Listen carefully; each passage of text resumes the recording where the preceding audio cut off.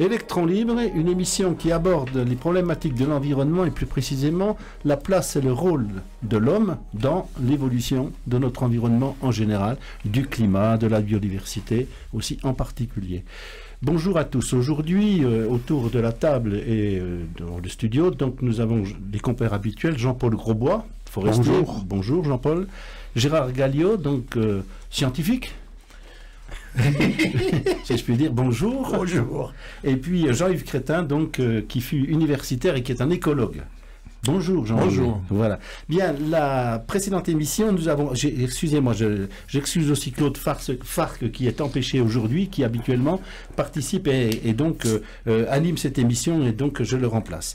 La semaine dernière, nous avons abordé les réactions que les compères d'Électron Libre pouvaient avoir à propos de la publication du scénario 2050 de l'Agence de l'environnement et de la maîtrise de l'énergie que nous avions un peu détaillé avec un chargé de mission ingénieur de l'ADEME Bourgogne-Franche-Comté, Lionel Combet. Et donc les réactions, je pense, ont été suffisamment riches pour qu'on puisse et qu'on continue de rebondir, mais non pas sur le scénario 2050 de l'Agence de l'environnement au niveau national qui avait pour titre 2050 agir pour le climat, mais on va réagir sur un autre travail qui est plus à l'échelle régionale et qui m'a paru pour ma part extrêmement intéressant, qui est un peu un rebond imaginé par la direction régionale Bourgogne-Franche-Comté de l'ADEME sur les scénarios, mais sur un domaine très bien cerné, c'est sur la problématique de ce qu'ils ont appelé la bioéconomie. Et donc, suite à un travail qui a mobilisé plus de 300 personnes pendant pratiquement 2 ans à l'échelle de la région, l'ADEME à Bourgogne-Franche-Comté, donc ayant assuré l'animation, il est sorti donc plusieurs scénarios, 4 scénarios là aussi, sur la problématique de la bioéconomie. Et donc les scénarios en question, ils abordent la problématique de l'agriculture et de l'alimentation, vue à l'échelle régionale avec les acteurs du secteur. Et le deuxième domaine qui nous touche beaucoup, si vous vous souvenez, si vous avez bien entendu l'émission, une des particularités de Bourgogne-Franche-Comté, c'est la place de la forêt sur les territoires de Bourguignon, avec une diversité, mais surtout une importance. Je crois que c'est la 2e région forestière de France en tant que telle, et avec des évolutions dont on parlera probablement par la suite. Donc c'est la problématique bois et forêt. Le 3e domaine, c'est la problématique de l'énergie dans la bioéconomie. Donc on parle bien évidemment d'énergie renouvelable, du moins je le pense, et puis le tout, ce qui fait le 4e scénario, tout ça en lien avec l'eau, les sols et bien évidemment la biodiversité. Et donc chacun des compères d'Électron Libre donc a pu reprendre, réécouter ce que Lionel Combet nous a dit lors de sa présence, sa participation donc à une des précédentes émissions, et bien évidemment à partir aussi des documents qui ont fait l'objet d'une publication de l'ADEME. Et donc on va débattre, si je puis dire, un peu sur la même manière que l'émission précédente, à savoir quelles sont vos réactions par rapport à cette publication et puis les propos de notre invité du mois de septembre. Jean-Paul, je vous laisse la parole. Le travail de déclinaison est très intéressant. Ce que j'ai trouvé intéressant, qui était évident, mais je ne l'avais pas entrevu comme ça, c'est la déclinaison régionale et la particularité Bourgogne-Franche-Comté avec les forêts. Effectivement, nous sommes une région très forestière, donc nous pourrions nous attendre... Alors, nos problèmes forestiers ne sont pas les mêmes que, bien sûr, la Normandie, par exemple, mais nous pourrions nous attendre à ce que le milieu naturel soit aussi une réponse, une aide, mais il se passe quelque chose quand même, c'est que la dégradation rapide des forêts, depuis, ça a commencé dans les années 80, mais avec ces accélérations, fait qu'il y a un effondrement de l'aide que peuvent nous apporter les arbres dans le stockage du carbone. Donc vous avez donné lors de les émissions avec Lionel Combet les volumes de stockage du carbone des forêts et leur évolution, c'est catastrophique. C'est impressionnant, hein. Voilà, c'est très impressionnant. On passe de 9 millions de tonnes de CO2 par an à 1 million de tonnes, c'est-à-dire qu'on est quasi divisé par 10, quoi. Alors, qu'est-ce qui va se passer pour les forêts? J'allais dire, au regard de ce qu'on a pu évoquer à l'autre émission, eh bien, il y a la pensée la pensée technologique, la pensée magique de l'essence forestière, les essences forestières magiques qui vont nous permettre de remplacer nos arbres malades, voire inadaptés, par des essences plus intéressantes, plus à nouveau productives sur nos territoires.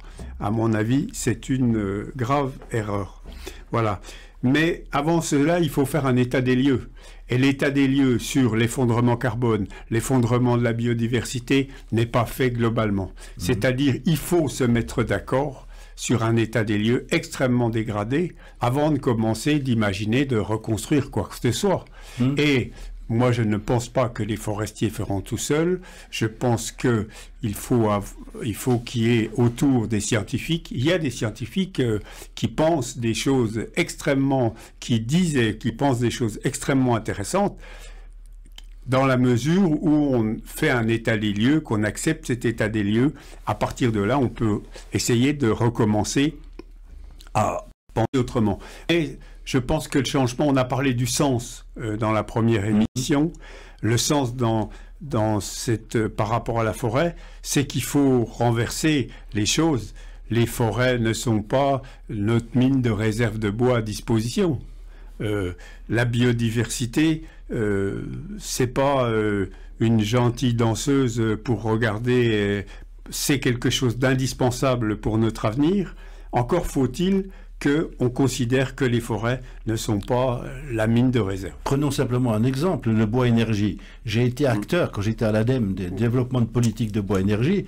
Ça fait quand même quelques années que je m'inquiète sur comment cette évolution, parce que si on imagine la part que pourrait prendre le bois énergie pour satisfaire les besoins actuels et qui ne font que d'augmenter, la dépréciation des forêts, ça va être encore pire, quoi. Donc, dans les faits, c'est impressionnant. Et je sais que ça continue dans ce sens-là. J'ai lu un article récemment sur une très très grosse société qui est en difficulté maintenant parce que grâce à une mobilisation d'opposants sur le secteur, dans le Massif central, entreprise qui, je crois, est déjà basée quelque part en Bourgogne pour fabriquer du pellet dans des conditions qui sont environnementalement, pas pour la fabrication, mais pour l'extraction de la ressource, absolument inacceptable. Alors, merci.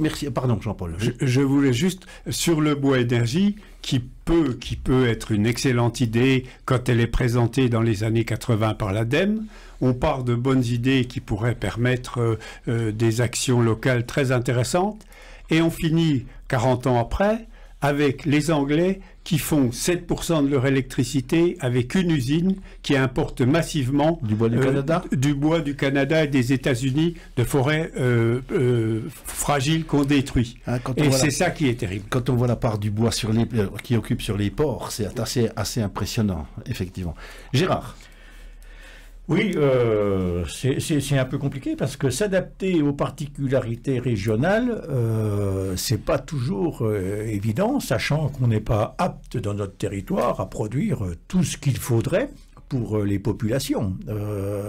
On est, comme vient de le rappeler Jean-Paul, sur un territoire plutôt forestier, élevage aussi, mais on s'aperçoit que alors encore là, on va reparler des technologies qui sont de plus en plus poussées, permettent de produire toujours plus avec moins de cheptel. Donc on a déjà trop de lait. Alors, on n'est pas touché parce qu'on est en AOC essentiellement, mais sur la partie standard... Quand on pense uniquement au secteur du comté, parce que j'ai cru comprendre que les agriculteurs haute-saunois ou du Bas-Jura... Ça veut dire qu'avec moins d'animaux, on peut produire autant aujourd'hui, avec des nouvelles performances, simplement génétiques de nos animaux, les sélections, etc. Alors, un tel territoire ne peut pas subvenir en partie à tout. Autant il sait faire du lait, il sait faire de la forêt, mais il y a tout le reste. Et comme aujourd'hui on est quand même toujours dans cette économie permanente, ou la recherche de performance, et puis aussi un mot qui revient dans le vocabulaire périodiquement, c'est croissance. On dit à n'importe quel agriculteur, il faut faire de la croissance avec votre ferme. Donc vous étiez à 50 bêtes, maintenant vous passez à 200. Il faut faire de la croissance, il faut augmenter le nombre d'hectares. En forêt, on fait du regroupement aussi, mais là pour la bonne cause, parce que souvent c'est pour une meilleure exploitation. Et puis il y a toute l'industrie. qui elle aussi est toujours dans un secteur de croissance. On parle aujourd'hui de Stellantis et d'autres. Donc on est toujours animé par la croissance. Et c'est ça qui nous plombe un petit peu. Parce que c'est bien beau de travailler localement, mais il n'y a pas suffisamment de ressources sur, je dirais, des domaines vertueux. Quand on fabrique de la bagnole... Ce qui implique quand même la nécessité d'une coopération territoriale. Et c'est ce qu'aborde un petit absolument. peu le travail fait par l'ADEME régionale. Absolument, une collaboration territoriale. Donc on peut difficilement se limiter à un territoire. Tout à l'heure, Jean-Paul citait la Normandie, mais c'est vrai que quand on est en Normandie, on va pas faire du bois énergie, quoi. Ouais, il y en a quand même. Il peut y en avoir, mais c'est quand même pas aussi important que ça ne peut l'être dans la région de Franche-Comté. Alors voilà, toute la difficulté, c'est un peu la quadrature du cercle. Donc moi, j'ai malheureusement pas beaucoup de réponses à apporter. Je suis donc très modeste là-dessus. Votre intervention montre la difficulté qu'il y a à se ramener sur notre propre territoire, sur déjà la notion de territoire. On avait abordé, je ne sais pas si vous vous souvenez, lors de précédentes émissions, quand on parlait d'intelligence territoriale, là on pourrait peut-être parler d'intelligence collective quand même par rapport à ça, combiné avec l'intelligence territoriale pour essayer d'avoir un regard différent. Je prends simplement un exemple. On parle de la zone comté, parce qu'ici on est à Besançon, on pense comté, etc. Je viens de parler des producteurs de lait en Haute-Saône et dans le Bas-Jura, mais à l'échelle de la région Bourgogne-Franche-Comté, si on s'intéresse sur la production bovine, notamment de charolais, avec les soucis qu'ils ont, dans les faits, le scénario 2050, il annonce sur le secteur du Morvan et du charolais une déprise agricole de la surface agricole utile de 10%. C'est-à-dire 400 000 hectares sur ce secteur géographique-là qui partira en déprise agricole, avec les conséquences qu'il pourrait y avoir, par exemple, sur l'évolution bocagère. Hein, on pourra peut-être revenir par rapport à ça. Et donc, c'est une grande complexité quand même. Oui, mais c'est difficile de raisonner à l'échelle d'un territoire comme l'échelle d'une région. C'est aussi très difficile à l'échelle même pratiquement d'une commune. Vous avez été maire. Bien sûr, et produire le bio, on voit bien les difficultés qu'ont tous ceux qui se sont lancés dans des productions maraîchères, alors là pour le coup vertueuses, où ça ne progresse pas. Et ils ont en face d'eux des grands groupes qui sont capables de vendre aussi parce qu'ils ont trouvé la solution. Donc là, je dirais c'est l'organisation, j'allais dire, telle qu'on la connaît au niveau international, c'est partout pareil avec la grande distribution, que ce soit en Chine, en Inde, en Europe occidentale, en Amérique du Nord et Amérique du Sud, même en Afrique, même dans les pays d'Afrique, hein, la grande distribution elle est présente. Hein, il y a des grands groupes qui sont présents. Carrefour, je crois, il est présent dans le monde entier, y compris en Afrique. Hein. Donc ces modèles-là, on les a chez nous aussi, c'est vrai. Mais ramener à l'approche territoire. Je prends un autre exemple avant d'une pause et je donnerai la parole à Jean-Yves après. Je prends un exemple sur les problématiques de technologie verte, entre guillemets, telle qu'elle envisage. Le ministère de l'Environnement, je crois que c'était il y a 2 ans, a lancé une opération 1 milliard d'arbres plantés en France. Effet d'aubaine. Quel est l'effet de cette décision, qui est une décision politique, sur les coupes blanches dans les forêts? Moi, je pose la question. J'ai essayé de chercher s'il y avait eu des études de fait, et quand j'interroge certaines personnes, on me dit c'est probable, ce serait bien si on cherchait un petit peu plus, quoi. Et donc, simplement développer cette notion d'aubaine qu'il y a autour de politique, je vois Jean-Paul qui sourit, on pourra peut-être en parler tout à l'heure. Bien, on va faire une pause, et puis je donnerai la parole à Jean-Yves après, avec le cabribou volant qui va nous chanter Quand les arbres chanteront, donc de nouveau. Lorsque nous pourrons voir une ligne d'horizon,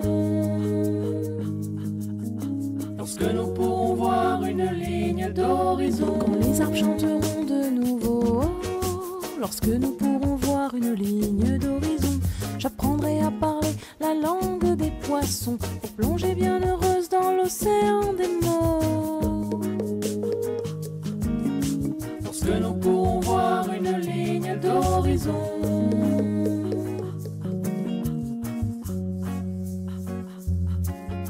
il faudra réparer notre petite terre souffrante, semer des graines de vie parmi la mauvaise herbe, et tout comme Cyrano réinventer le verbe, partager le soleil et les étoiles filantes.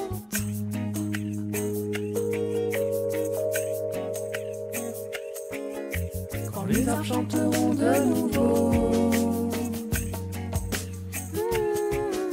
quand les arbres chanteront de nouveau. Quand les arbres chanteront de nouveau. Électron Libre, donc une émission qui aborde les problématiques environnementales et la place de l'homme. Aujourd'hui, nous abordons les réactions à propos d'une émission précédente où nous avions reçu Lionel Combet, donc chargé de mission et ingénieur à l'ADEME, qui nous avait présenté la problématique des scénarios 2050 avec une approche bioéconomique spécifique à la région à partir du travail qui avait été fait au niveau national. Donc le scénario 2050, agir pour le climat. En Bourgogne-Franche-Comté, c'était agir avec la biodiversité, pardon. Simplement dans le titre, je trouve qu'il y a un élément beaucoup plus intéressant de agir avec plutôt que de agir pour. Hein, je pense à ça.